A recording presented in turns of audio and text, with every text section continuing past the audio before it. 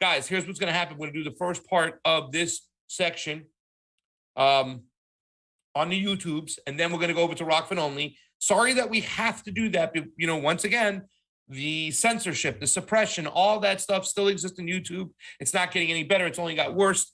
So let's get this started, fam. We're going to talk about this here. I think this a little Kennedy, right? And fam, you let us know when we pull the leash, and we will pull the leash, and we will get on over to the Rokfin only. So, fam. Actually, you were saying, go ahead. Before Kennedy, I wanted to show my interview that I had with this group from New York. And if we could just play that video, that would be great. I just want to know why you're here today. What brought you out here? What brought me out here? I'm from New York, first and foremost, you know, Brooklyn, New York. And I noticed that, you know, as far as going into public places like, you know, restaurants and things of that nature, you shouldn't have to decide if you want to be vaccinated or not just to do the bare minimum, you know what I'm saying? As far as like eating and, you know what I'm saying, shopping and things of that nature, going to a movie theater, something I love to do with my little brother. You feel me? Yeah. You shouldn't have to be vaccinated to do that. You know what I'm saying? Do you feel like this is affecting a certain demographic of people, like the vaccine mandates? I have talked to other people who are, you know, people of color, working class people, and they're the ones that are signaled out when they go into restaurants and asked to show their cards. Yes, absolutely. I mean, like I said, it depends on where you're at. You know what I'm saying? In New York, especially. I know in the five boroughs like Brooklyn, Queens, Manhattan, it's big like that. You know what I'm saying? Long Island, they don't get those type of pressures. You know what I'm saying? But in the inner city, yeah, you do. You know what I'm saying? It's a lot, like you said, a lot more. You know what I'm saying? Do you think this issue is like a left-right issue, or do you think it's something else? It's an everybody issue. It's an everybody issue. It's not just us. It's not just them. It's everybody. You know what I'm saying? All races, all colors, all, you know what I'm saying, genders, everything. This is our fight. This is our fight. This is the world's fight. This is America's fight. You know what I'm saying? It's either we lose everything, or we, you know what I'm saying, we fight back and get everything back. Nice, fam. Right. So a lot of the narrative surrounding the Defeat the Mandates march has been it's a bunch of white Trump supporters and right wingers and anti-Semitic and, you know, all these people or these fake leftists or whatever. And, you know, Black in the Empire said it the other day on a tweet. I wasn't the only Black guy at this march. It was a very diverse march. There were all kinds of people from all walks of life. And it was really interesting seeing a lot of leftists there.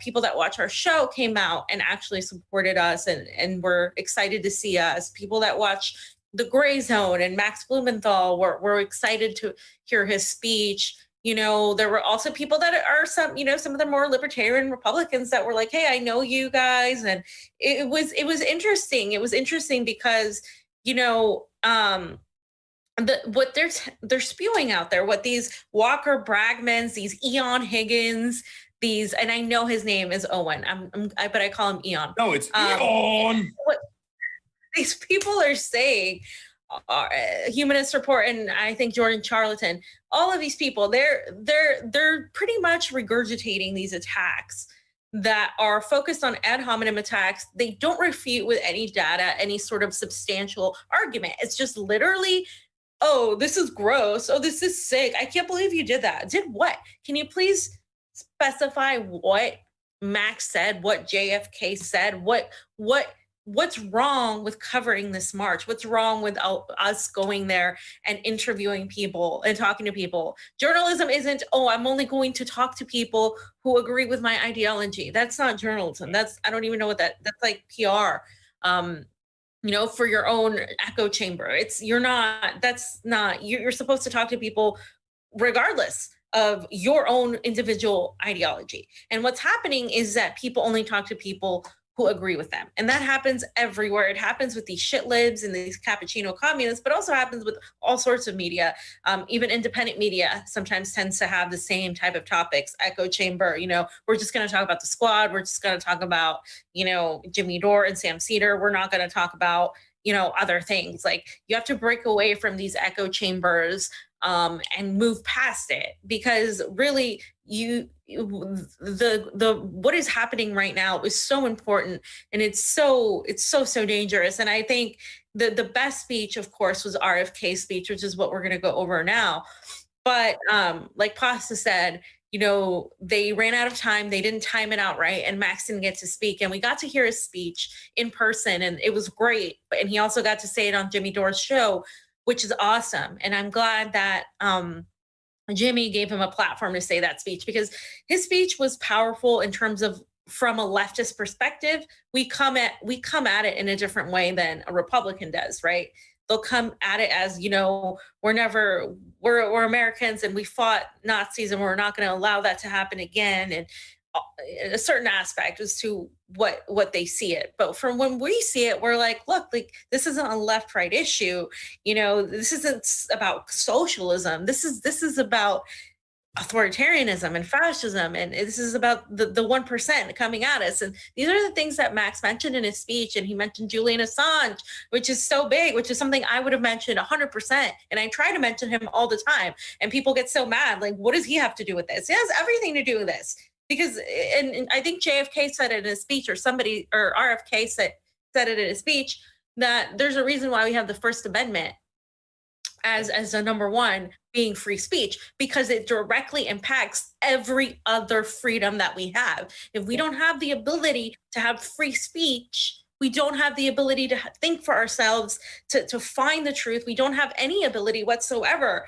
And we lose the ability to fight for everything else. And it's one of the things that I applaud my friends who are huge Assange activists, Slow News Day, Misty, and all these people who have been saying that from the beginning. And it really makes a lot of sense, and it really is truthful. But the problem is to get people to understand that, because they're so distracted by everything else and the immediate concerns, that they don't see how important what's happening with these mandates and this whole situation is. Yeah. And I just want to digress back to, we're talking about some of these independent media leftist people who are just parroting what's on the mainstream media. It's the, oh my God, left, right? It's the, it's built on an emotional left, right? And it's all a distraction, because then it gets you from talking about the actual intricacies of what the policies are, what framework we're living in, and actual real discussions. It is a form of cancel culture. And what they have just done is pretty much they provided us a lane, because they exposed themselves. These people right here, and it's important to point it out, I'm not shit talking here. I'm pointing out the fact that you got to know which media to trust. It's something that Oz tells us all the time. Don't you guys change. You guys tell us the truth. Well, these people, they don't want to push back and be opponents of the mainstream media. They want to join it. They want a job. The Walker Bragmans, the Jordan Sheridans, the Mike Figueiredos. That's what they want. The Eon Higgins. They don't want to push back against the narrative. They want to join the narrative. And that's what we're dealing with. And as far as Max is concerned, I'm glad he did get a chance to read it on Jimmy Dore. I didn't even see the show yet. We saw it in person. It was amazing.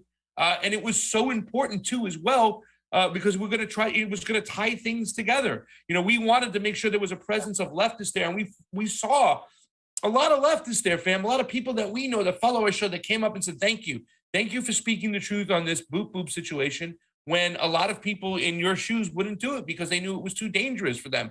Not just to be ostracized by these other people, but to be financially kneecapped and try to be put out into the snow where you don't do this anymore. So, it was just an important thing. I'm glad we got to hear it. I'm going to go watch it later on. But it was just a crazy, great event. And I can't wait to get to this part of RFK, because we can sit here and we can dissect this speech all day. We can spend hours on this speech. So we picked a couple spots that are really important. And let's jump into one of the most important things, because it's us group of people in the independent media that have been talking about specifically of what he's going to talk about right now. And also the ad hominem attacks that you talked about are just crazy as well. So please. So wait 1 second. I just want to say the reason we're showing this part is this part we can get away with putting it on YouTube. The rest of his speech, I don't think so.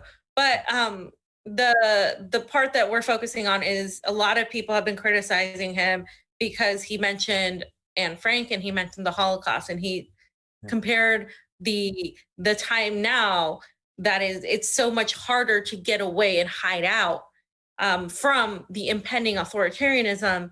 And what he meant by that was the technology, that we're being surveilled, we're being looked at everywhere. And a lot of people took it as, how dare he compare it this to break, this is gross and blah, blah, blah. And so let's hear what he says, because out of context, people might have a different opinion than understanding where he was coming from that. And Oz, you can take us down for these videos. So.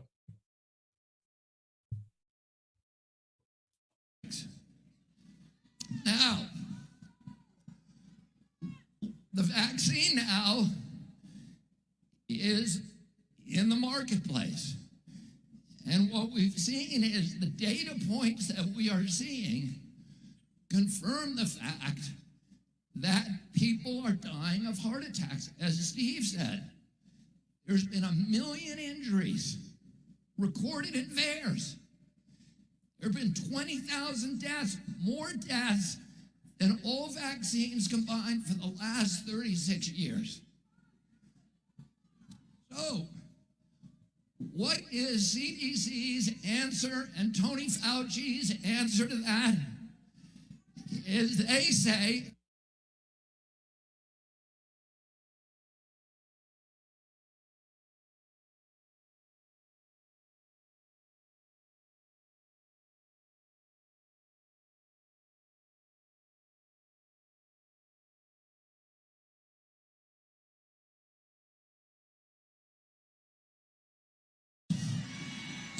the 4 companies that make all of our U.S. vaccines for the children's program, Pfizer, Glaxo,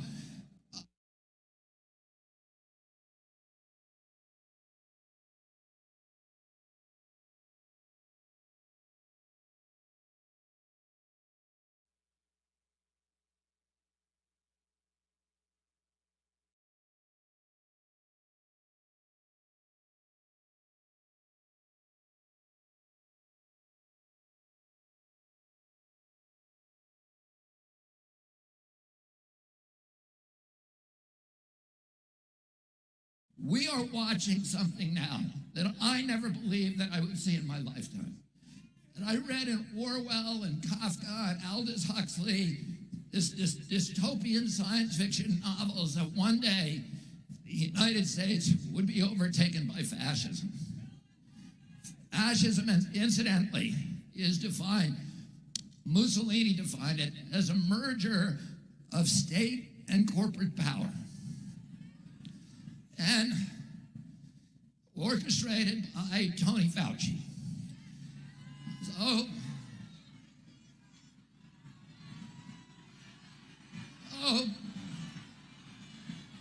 what we're seeing today,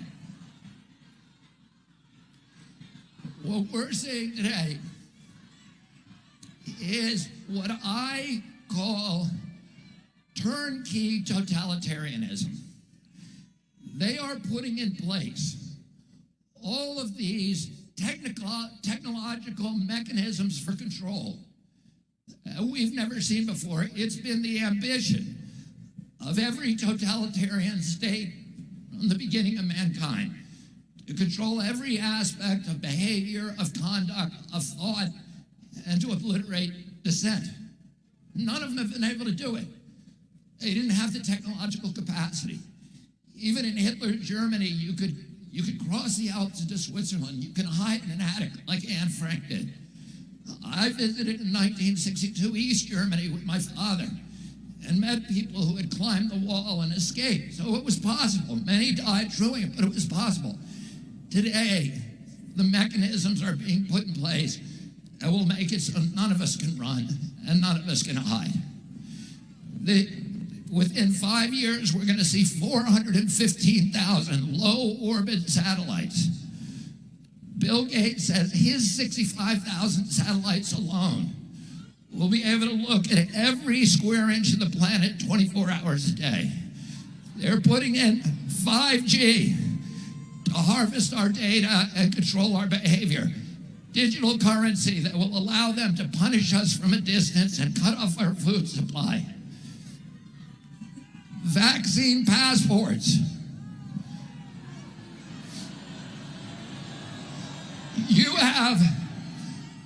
You have a series of rights.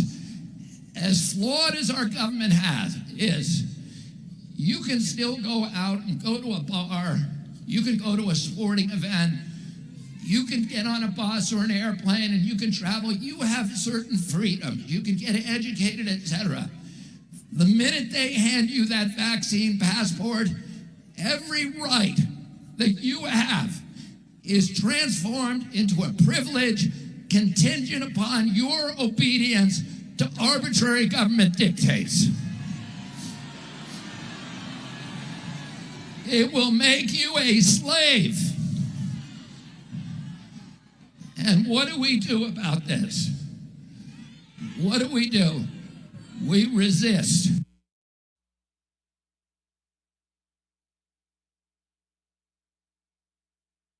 Why did they hyper focus on the comments that he made about Anne Frank, saying that you could hide there and you can't hide anymore? His whole point was that you can't. I mean, we're being mass surveilled.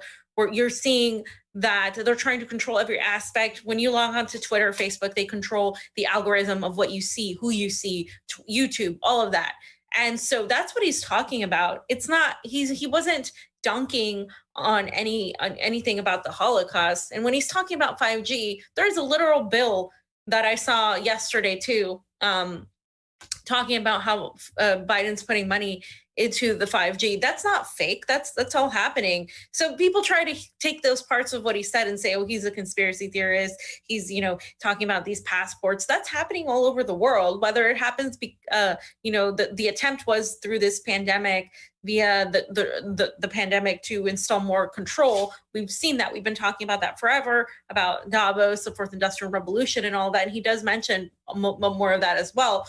But that may not happen just from the mandates. That may happen from whatever other thing, because now in California by October you need a real ID. You need a specific different type of ID, and people are going in that direction. Governments are going in that direction, specifically this government.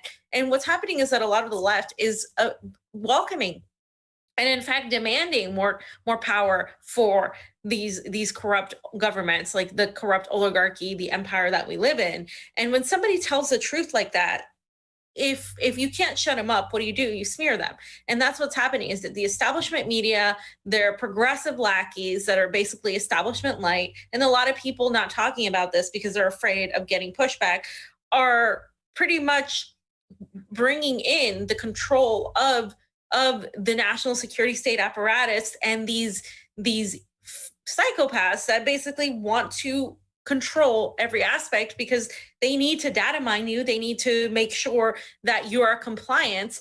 And the moment you are not, they're going to take away any sort of rights. These rights will no longer be rights, they'll be privileges that you can only have the more compliant you are. And we have been talking about this forever, but he put it so eloquently. And I thought his speech was so amazing. And I'm so pissed that he felt compelled to apologize to these shit libs for their fake outrage, because he didn't do anything wrong. And I told him, I said, you didn't have to apologize. You did nothing wrong.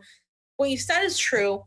And you should never give an inch to these people, because they're never going to be satisfied with any apology that you ever do. When you try to placate to them, they're never going to like somehow accept you. And that's one thing that people need to learn. There's no need to apologize to these people. And I wish we could play his whole fucking speech because it was on YouTube, guys, but we're going to have to go to Rokfin and really discuss everything, because he hit every single subject. I mean, one of our friends was like, RFK 2024. And I'm like, well, not in this, they wouldn't let that happen in a million years. So RFK and his vice president, Dr. Ryan Cole, right? And fam, this is something we have to point out before we get off of YouTube. I want to say this on this platform, is that we have to stop with the apologies anymore, right? He said in one part of his speech that we're not going to play today, he goes, there are three things the security state does that we have to pay attention to. Number one, when they get power, they never give it back. Number two, when they get that power, they're going to abuse it to every freaking level as they can. Number three, nobody has ever complied their way out of this control, right? So I don't know why he complied with the shit libs and the synthetic left on the left to change his speech. Oh my God, like whatnot, because really what it is, It's a tactic to distract people because the emotional left buys into it. Oh, he mentioned Anne Frank and the Nazis. Oh my God. No, what was he really talking about? He was talking about the security state and this technocratic theocracy of sorts that's just freaking going to man the planet, every part of it. And now you're under control, that there is nowhere to run, that there is nowhere to hide. And they didn't want to talk about his real message, which is what? It's time to resist. It's time to resist. And that's what he should have done. Resist the calls to apologize because it might hurt somebody's feelings. I'm done with that now, fam. I'm not doing that. I'm not walking on eggshells. I'm going to speak my mind, and you should out there too. And he should have never apologized because what he said was fire. And I appreciate it. And like you said, every part of this long speech we can just take. It's juicy from beginning to end. Bam! With the What? juicy. It's sorry. good. It's good. It hits every point from beginning to end. Yeah. So guys, join us on the Rokfin only. We have to go deeper into what some of these doctors said. You know, how they've put so much on the line, the things they found, the data. These are doctors. These are, you know, these are people that have so much wealth of knowledge. It's not just people with an opinion. These are scientists, people that have spent decades in this field, that have treated patients, that were literally in tears talking about how they were told that they couldn't help people. So like this is what we have to talk about on Rokfin only. So join us on Rokfin only for this, because I wish everybody could have been there and heard. And by the way, shout out to the organizers for having people from the Green Party, the Black Caucus of the Green Party, for having a Muslim, a Jew, a Christian, all coming together. That is what scares the establishment. And that's why they're so keen on smearing anybody that's associated with that. That's why, brace yourself. Welcome the smears. Welcome them. If you are, you know, somebody that is getting smeared at this point, because all it does is expose them. Like, I welcome the fucking smears. Let them say whatever the hell they want, because at the end of the day, the truth is the truth. And that's what we seek here, is the truth, the ultimate truth, however as close as we can get to whatever that is, not based on ideology, but based on what is true in actuality. And you know, if that some new information changes my mind, then so be it. But you know, I believe a certain thing, and I have my own ideology. That doesn't mean I'm not going to talk to people who may come at it a different way. But what we all agree on is that we have to resist this authoritarianism, this impending fascism. And I wish more people reported on this stuff. I wish more people had the balls, the ovaries, the audacity, the cojones to actually talk about these things, because really it's not enough that only a few of us, a handful of us, are talking about it and are the ones getting smeared. Do better. Talk about things that are more important.